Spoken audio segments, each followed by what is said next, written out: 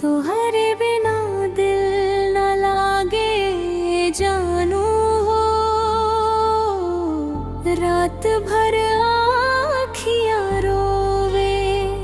याद तोहार हर पल सतावे, दिलवा के ले खोवे।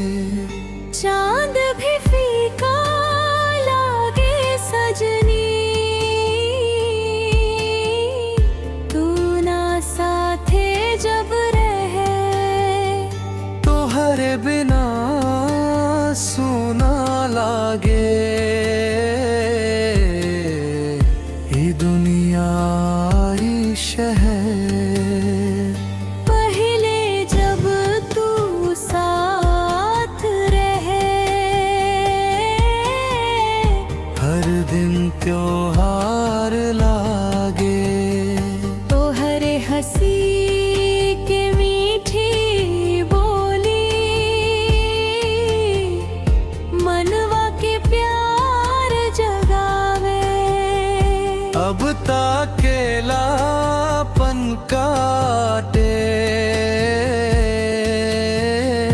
नींदिया भी ना आवे। तोहरे बिना ए सजनवा, दिलवा चैन न पावे। बरसात के भिंजल रतिया, तोहरा याद दिलावे। भिंजल अखियाँ से सजनी, दिलवा दर्द सुनावे। तोहरे बिना दिल ना लागे जानू हो, रात भर आँखियाँ रोवे। याद तोहार हर पल सतावे, दिलवा के ले खोवे।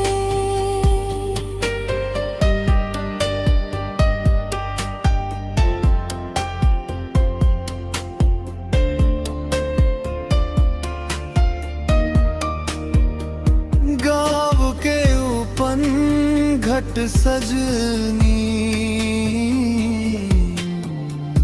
आजू तो हर राह तके। ओ मेला के भीड़ में दिलवा, बस तोहरा के खोजे। पायल के छन छन आवाज, आजो कान में बाजे। तोहरे संग बितावल लम्हा, दिलवा रोज दोहावे।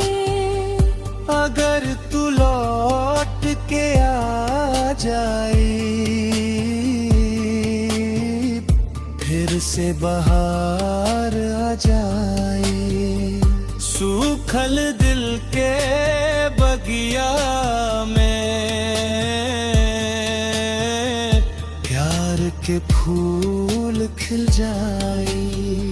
सपना में रोज तू आव, धीरे से मुस्काओ। हमरा सोना दिलवा में फेरा प्यार जगा। चांद सितारा गवाही देवे, सच्चा रहले प्यार। आज भी दिलवा कहेला, तू ही बाड़ो संसार। तोहरे फोटो सीना से लगा के, रात भर जागतानी। एक दिन तू जरूर अबू इहे आस लगवले बानी तोहरे बिना दिल न लागे जानू हो रात भर आँखियाँ रोवे याद तोहार हर पल सतावे दिलवा के ले खोए